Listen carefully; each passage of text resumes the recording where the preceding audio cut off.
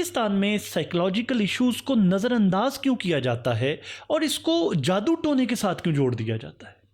बड़ा ज़बरदस्त आपका क्वेश्चन है। पूरी दुनिया के अंदर जो जहनी बीमारियां ना, इसके साथ एक चीज़ जुड़ी सी स्टिग्मा कहते हैं, जी जी, कलंक कहते हैं कि लोग कहेंगे ये पागलों का डॉक्टर है, कि पागलों के डॉक्टर के पास, कई डॉक्टरों के अंदर भी स्टिग्मा पाया जाता है। जी जी, बहुत से लोग पहले दौर में लोग साइकाइट्री में जाने से अवॉइड करते थे, लेकिन अब लोगों ने तालीम के जरिए इसको ओवरकम कर लिया है ठीक कि है। लोग हमें क्या कहेंगे। एक वक्त था टीबी का स्टिग्मा था, जी। किसी को टीबी हो जाती थी मोहल्ले में बताते नहीं थे, किसी को शुगर हो जाती थी बताते नहीं थे कि मुझे शुगर हो गई, लेकिन अब लोग बड़े आराम से बात करते हैं, जी मुझे डायबिटीज़ है, मैं परहेज़ कर रहा हूँ, मैं ये नहीं खाऊंगा। जी बिल्कुल। तो इस तरीके से अभी एक मेरी बात हो रही थी, एक बहुत बड़े रिनाउंड साइकाइट्रिस्ट है दुनिया के, नॉर्मन सार्टोरियस, ये स्विट्जरलैंड के साइकाइट्रिस्ट हैं और यूएस के अंदर प्रैक्टिस करते हैं। ठीक है। वो एक इन्फॉर्मल डिस्कशन में बता रहे थे, अभी भी वेस्ट के अंदर साइकाइट्री की ट्रीटमेंट के अंदर, नफ्सियाती बीमारियों के इलाज के अंदर सबसे बड़ा जो रुकावट है वो स्टिग्मा है। डॉक्टर कि लोग क्या कहेंगे। ये आप जिन्हें हम मुहज़्ज़ब दुनिया और जिन्हें हम एडवांस्ड दुनिया कहते हैं, ये आप उनकी बात कर रहे हैं। मैं उनकी बात कर रहा हूँ, अमेरिका यूरोप की बात कर रहा हूँ, जहाँ बहुत ज़्यादा वो है, वहाँ भी ये चीज़ स्टिल नंबर 1 रीज़न है, इलाज की राह में नंबर 1 रुकावट है। इसके पीछे क्या आप नफ्सियाती वजह समझते हैं? कि लोग जैसे मिसाल के तौर पर अगर ये पता चले कि इस घर में कोई बंदा पागल है, जी जी, वो कहेंगे इनसे तो हम मिलना नहीं चाहिए, यहाँ पागल है, वो शायद ये पागल की बीमारी है, छूत की बीमारी मुझे भी लग जाएगी। ठीक है। ये हमारे जहन का एक ये बेसिकली हमारी एजुकेशन की कमी है, या आप कह रहे हैं कि सोशल अवेयरनेस की कमी है, या हमारी क्योंकि पाकिस्तानी मुआशरा जो है ज़्यादा अनपढ़ मुआशरा है, बिल्कुल 80% लोग जो हैं उनकी इलिटरेट हैं, उनकी वजह से उनकी सोच जो है वही चली आ रही है पुरानी। जो लोग पढ़ लिख जाते हैं वो उनको अंडरस्टैंड कर लेते हैं और वो समझ जाते हैं कि ये मामला जो है ये काबिल इलाज है और ठीक हो सकता है।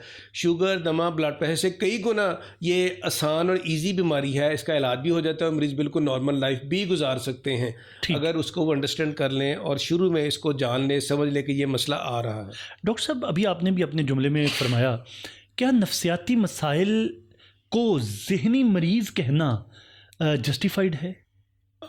एक्चुअली नफ्सियाती मसाइल को चूँकि जहन से जुड़े होते थे, लोग इसको जहनी बीमारी का कर लेते हैं। नफ्सियाती मसाइल पहले आते हैं, फिर आस्ता आस्ता अगर वो मसाइल ज़्यादा गहराई में चले जाएँ, जैसे शुगर है, किसी बंदे की शुगर ज़्यादा होती है, ब्लड प्रेशर ज़्यादा होता है, हम कहेंगे ब्लड प्रेशर उसका फ्लक्चुएट कर रहा है, या बढ़ गया कभी कम हो गया, लेकिन जब वो परमानेंटली हाई रहता फिर कहेंगे उसको ब्लड प्रेशर की बीमारी हो गई है। जी जी, इस तरीके से आपको नफ्सियाती आज़ार, आपको नींद नहीं आ रही, या आप बेचैन रहते हैं, या आपको परेशानी रहती है, या आपको रोना आ जाता है, फिर रोना ठीक नहीं होता, कहते इसको नफ्सियाती मसाइल है।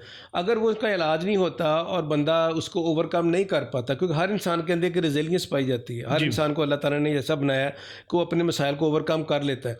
अगर वो नहीं कर पाता और वो बढ़ता चला जाए, फिर हम कहेंगे जी अब ये ज़हनी बीमारी हो गई है। ओके, हाँ, यानी अगर हम उससे पहले उसे टेकअप कर लें तो ये बात जो है इस हद तक नहीं जा सकती। Yes, okay. तो डॉक्टर साहब, हम इसे नफ्सियाती मसला मानने को तो तैयार नहीं होते। तो ये अच्छा, मैं इस पे सोशल बिहेवियर के कॉन्टेक्स्ट में बात कर रहा हूँ, चूँकि आप सारा दिन डील करते हैं। नफ्सियाती मसला नहीं मान रहे, इसको जादू टोने के साथ फ़ौरन क्यों जोड़ के बैठ जाते हैं? चूँकि हमारा सारा जो सोशल फैब्रिक है ना, वो सारा करता है पीरों फ़कीरों और उलमा के साथ।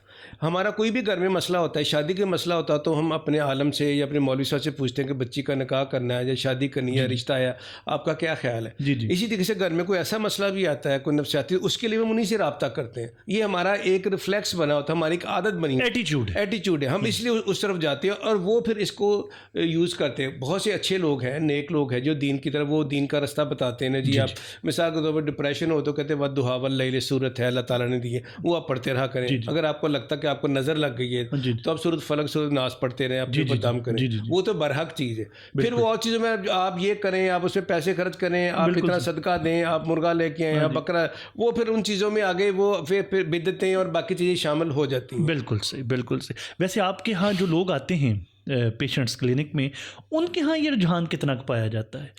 सबके अंदर ये रुझान पाया जाता है। हाँ। और कोई मरीज़ हमारे पास बाद दफ़ा आते हैं और वो कहते हैं जी हम गए थे अपने पीर साहब के पास, उन्होंने आपके पास भेजा है। अच्छा, पीर? हाँ, अच्छे पीर भी हैं, ये बात नहीं है, जो समझते हैं कि इनका मसला। डॉक्टर साहब, वापस की बात है, कहीं ऐसा तो नहीं कि पीरों के साथ आपकी ज़रा रवाबत अच्छे होते मैं इस पर भी यकीन रखता हूँ बुजुर्गों के ऊपर, और मैं जाता भी हूँ।